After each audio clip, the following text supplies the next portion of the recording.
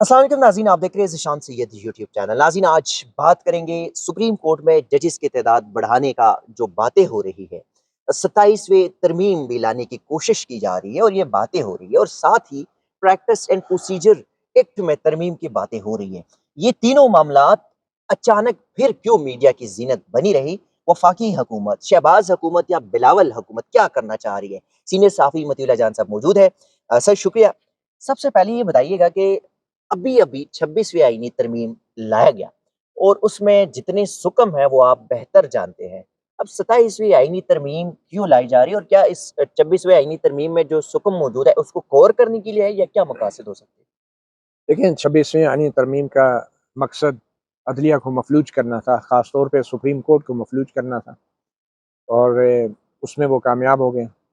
लेकिन अब उनके लिए मसला ये था कि अख्तियारात तो सुप्रीम कोर्ट से ले लिए गए और ज़्यादा अहम मामलात पे आईनी बेंच हाँ, बना दिया गया और वो एक मतवाज़ी सुप्रीम कोर्ट तो बना दी गई, मगर अददी तौर पे अभी भी जो सुप्रीम कोर्ट के 16 जजेस हैं, उनमें अक्सरियत जो है, वो उन जजों की है, जो शायद हुकूमत से इत्तफ़ाक़ नहीं करते। हाँ, तो उसके लिए फिर अब ये किया जा रहा है कि जजों की तादाद में इज़ाफ़ा किया जाए, सुप्रीम कोर्ट के जजों की। तो पहले मफलूज किया गया और अब अददी बरतरी हासिल करने के लिए जजों की तादाद में इज़ाफ़े की बात भी हो रही है। कोशिश और बड़ा मकसद सिर्फ़ यही है कि जो मखसूस नशिस्तों वाला केस है, उसके फ़ैसले पर जो है अमल दरामद ना किया जाए, क्योंकि ऐसी सूरत में तहरीक-ए-इंसाफ़ को जो है, वो इतनी नशिस्तें मिल जाएँगी कि तहरीक-ए-इंसाफ़ जो है वो जमीयत उलमा इस्लाम और पीपल्स पार्टी से मिलकर और दीगर कुछ अराकीन से मिलके 2 तिहाई अक्सरियत हासिल कर सकती है, हुकूमत बना सकती है। हुकूमत भी बना सकती है। तो इसलिए मखसूस नशिस्तों वाले केस पे अमल दरामद उसी सूरत में हो सकता है कि जो आईनी बेंच है, जो फुल कोर्ट है, उसके अंदर सुप्रीम कोर्ट के अंदर जो है हुकूमत की अददी बरतरी हो, क्योंकि वैसे भी अब मखसूस नशिस्तों वाले जो केस का फ़ैसला है वो तो आ गया। हाँ, अब उसके खिलाफ नज़रसानी जो है वो 26वीं आईनी तरमीम के तहत आईनी बेंच सुनेगा। जी।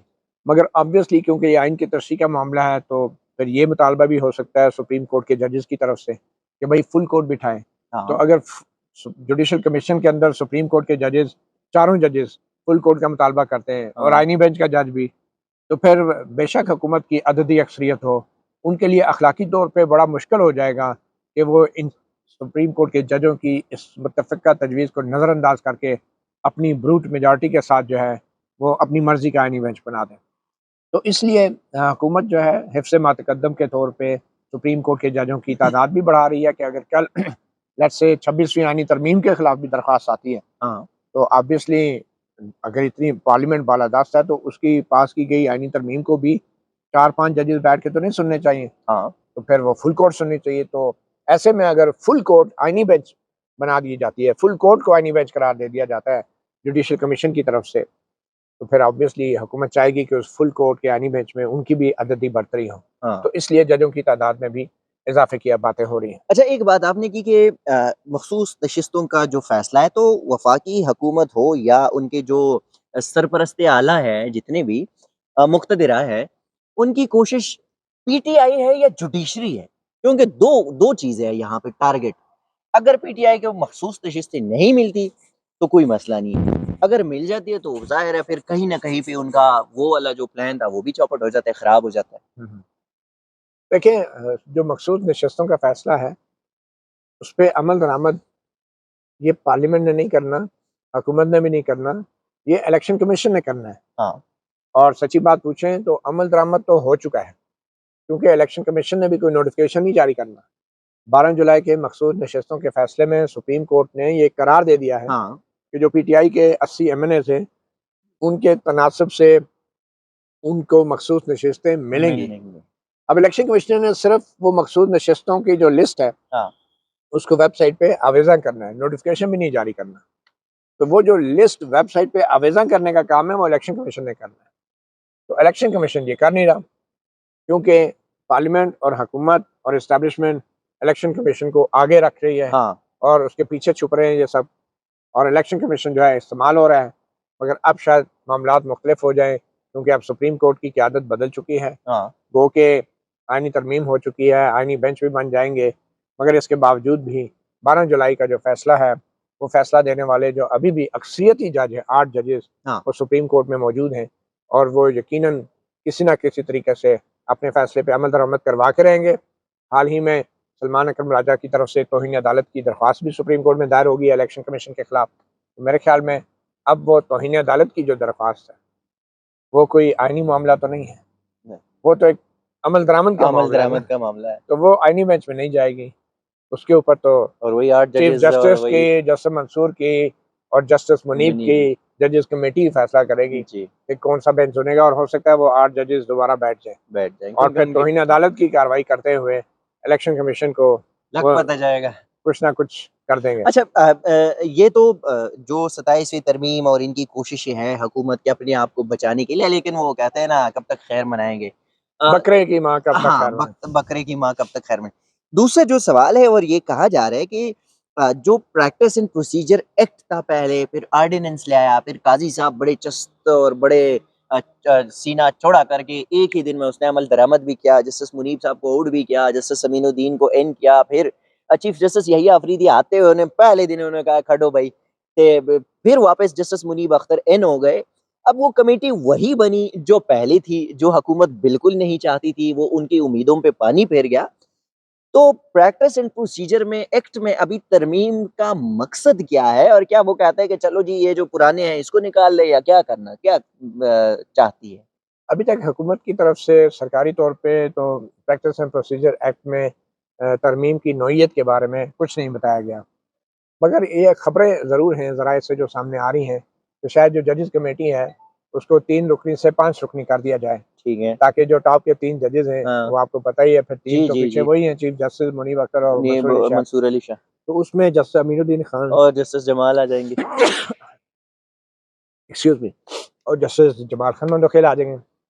उससे भी हुकूमत को क्या फ़ायदा होगा? फिर भी नहीं जो होगा। 3 और 2 तो फिर भी उनकी मेजॉरिटी तो नहीं बनेगी। अच्छा ये भी सुनने में आ रहा है वली साहब कि इनकी जो कोशिश है प्रैक्टिस एंड प्रोसीजर एक्ट में, वो ये है जहाँ तक मैंने सुना है कि ये अब ये करना चाह रहे हैं कि जो 2 जजेस हैं जिनको सुपरसीड किया गया, ये प्रैक्टिस एंड प्रोसीजर एक्ट में ये तरमीम लाई जा रही है कि इनको किसी कमेटी में नहीं डालना। तो ऐसे कोई इम्कानात है? अगर ऐसा है तो फिर तो ज़ाहिर है वो दोनों तो फ़ारिग हो जाएँगे एक किस्म के। नहीं, वो तो ख़ैर बेंच तो जुडिशल कमीशन के ज़रिए आइन में तरमीम करके तो आपने ये पावर ले ली, बड़ी गैर मामूली। हाँ, मगर अब जजेस की जो प्रैक्टिस एंड प्रोसीजर एक्ट के तहत कमेटी बनी है, तो आप इस हद तक तो नहीं जा सकते कि ये भी हुकूमत तय करेगी कानून साज़ी के ज़रिए कि जजेस कमेटी में कौन-सा जज होगा या कौन-सा नहीं होगा। हाँ, उसमें कोई इक्विटी होनी चाहिए, कोई प्रिंसिपल, कोई असूल होनी चाहिए, कोई प्रॉपर्टी होनी चाहिए। हाँ। तो जजेस कमेटी में अगर 3 सीनियर जज नहीं होंगे या 2 सीनियर 3 जजेस नहीं होंगे, तो फिर कौन होगा? मतलब ये हर हर अमीनुद्दीन और रोज़ वो नईम अख्तर अफ़गान होंगे। हर महीने वो नया ऑर्डिनेंस आ जाएगा कि हाँ, अब ये जज पसंद नहीं है तो चलो नया एक्ट हो गया, ऑर्डिनेंस आ गया, अब वो वाला जज डाल दो। तो ये तो मज़ाक बन जाएगा ना फिर। वो तो तो वैसे भी ये बन फिर चुका है। जो आइन के अंदर अदलिया की आज़ादी को तहफ़्फ़ुज़ दिया गया है, ये तो बराह रास्त आप उस आइन के अंदर दिए गए गारंटी और तहफ़्फ़ुज़ को हिट कर रहे हैं। तो मेरे ख़्याल में इस बात की तो इजाज़त सुप्रीम कोर्ट नहीं देगी और इसको अगर ऐसी चीज़ हुई, तो फिर इसके ऊपर ज़रूर सुप्रीम कोर्ट एक्शन लेगी। वैसे तो सुप्रीम कोर्ट को हम जब अभी आजकल देख रहे हैं, इन चीज़ों के दरवाज़े जिस तरह मंसूर अली शाह ने भी कहा था, ये दरवाज़े तो सुप्रीम कोर्ट ने खुद खोले हैं ना काज़ी के सरबराही में। तो यहिया अफरीदी साहब के हवाले से जो कि ये बड़ा एक ऐसी पोज़ीशन पे रहा है हमेशा से कि कोई कंट्रोवर्सीज़ या कोई एस्टेब्लिशमेंट मुखालिफ कोई जजमेंट इसकी ऐसी नहीं आई, तो हम ये तवक्को कर सकते हैं कि इस तरह कुछ कर लेंगे। लेकिन किसी को भी जो है ना वक़्त से पहले जज करना बड़ा मुश्किल होता है और शायद हम जैसों से कुछ से गलती हुई, काज़ी फ़ायज़ा को हमने पहले से जी। एक दयानतदार आदमी समझना शुरू कर दिया, जो कि चीफ़ जस्टिस बनने के बाद उसने साबित किया कि वो एक बददयानत शख़्स था और वो इंतहाई बुग़्ज़ और हसद अनाद और अना हसद अनाद रखने वाला शख़्स था और उसने एक सियासी जमात को नहीं बल्कि इस मुल्क के सियासी और इंतखाबी निज़ाम का बेड़ा गर्क कर दिया। तो अभी भी मैं जज नहीं करूँगा, ये तो अभी आने वाले वक़्त में जो भी चीफ़ जस्टिस हैं, हम देखेंगे। अभी तक वो जो कर रहे हैं, लगता यही है कि वो एक बहुत ज़बरदस्त तवाज़ुन कायम कर रहे हैं। हाँ। एक लेगेसी जो कि काज़ी फ़ायज़ा की है, बड़ी ही बदकिस्मत लेगेसी है उसमें और जो सुप्रीम कोर्ट की इक़्तिदार हैं और अदलिया की आज़ादी के असूल हैं, उसके बीच में और यकीनी तौर पे कुछ अर्से तक ये वाज़ेह हो जाएगा कि अदलिया की आज़ादी के जो असूल हैं वो प्रिवेल करेंगे काज़ी फ़ायज़ ईसा की उस गलत लेगेसी के ऊपर। यानी कि चीफ जस्टिस यहिया अफरीदी पर आप समझते हैं कि बहुत ज़्यादा प्रेशर हो सकता है या होगा? क्योंकि ज़ाहिर है उस टेन्योर से जो काज़ी साहब का जो दौर था उससे निकलने के लिए और फिर जुडिशरी को अपने एक सही सिमत में डालने के लिए ज़ाहिर है टाइम भी लगेगा, वक़्त भी चाहिए, सपोर्ट भी चाहिए और फिज़िकल और मेंटल फिटनेस भी चाहिए। देखिए, अगर पार्लियामेंट के 400-500 अरकान पे प्रेशर हो सकता है और जिस तरीके से आईनी तरमीम मंज़ूर करवाई गई, तो चंद जजों के ऊपर प्रेशर क्यों नहीं होगा? होगा? तो डेफ़िनेटली होगा, मगर एक जज के लिए ये कहना कि उस पे कितना प्रेशर है, इतना अहम नहीं, हाँ, जितना ये सोचना कि ये जज कितना प्रेशर लेगा, ले ये ज़्यादा अहम है। अच्छा सर ये भी कहा जा रहा है कि सुप्रीम कोर्ट में जजेस के जो तादाद है वो बढ़ाने की बातें हो रही है कानून पास किया जाने। कुछ दिन पहले यानी कि काज़ी साहब के होते हुए भी कोई मेरे ख़्याल में कोई एक प्रेसिडेंशियल ऑर्डर आया था या ऑर्डिनेंस था या कुछ था, बातें चल रही थी, कुछ ऑर्डर पास हो गया था जिसमें ये कहा गया था कि सुप्रीम कोर्ट के जजेस के जो स्ट्रेंथ है वो बढ़ाया जाए 17 से लेके 23 तक। अब 23 जजेस अगर आ जाते हैं तो सुप्रीम कोर्ट में पेंडेंसीज़ रेट जो है वो वही 59,191 अभी जो फुल कोर्ट इजलास में डेटा पेश किया उसके मुताबिक वही है। जो काज़ी साहब भी पेंडेंसी कर रहे थे या जजेस भी आ जाएँगी, तो क्या ये पेंडेंसी ज़ेर-ए-इल्तवा मुकदमात में कमी हो सकती है? पहली बात तो ये है कि मुझे किसी ऐसे ऑर्डर का इल्म नहीं है, जो आया हो, 26 यानी तरमीम से पहले। एक बिल ज़रूर पार्लियामेंट में पेंडिंग था, जो डेफ़र कर दिया गया था, हाँ, जिसको अब दोबारा शायद ज़िंदा किया जा रहा है और ज़राए के मुताबिक इस जुमे को शायद दोबारा वो जी, टेक अप होगा पार्लियामेंट में। और पेंडेंसी तो डेफ़िनिटली कम हो सकती है और इसी मकसद के लिए आपको याद होगा 2 एडहॉक जजेस को भी लाया जी, गया और वो 2 एडहॉक जजेस अभी भी सुप्रीम कोर्ट में काम कर कर रहे रहे हैं। हैं। और ज़राए के मुताबिक जो फुल कोर्ट का इजलास हुआ है अभी पिछले दिनों, जी, उसमें उनको नहीं बुलाया गया जी, क्योंकि उनको अभी भी फुल कोर्ट का हिस्सा नहीं नहीं समझा समझा गया। जाता। तो मेरे ख़्याल में पेंडेंसी जजों की तादाद बढ़ाने से बिल्कुल जो है वो हो सकती है, मगर इसके अलावा सिर्फ़ 4-5 जजेस की तादाद बढ़ाने से पेंडेंसी कम नहीं होगी और ये मसला जो है सिर्फ़ सुप्रीम कोर्ट का नहीं है।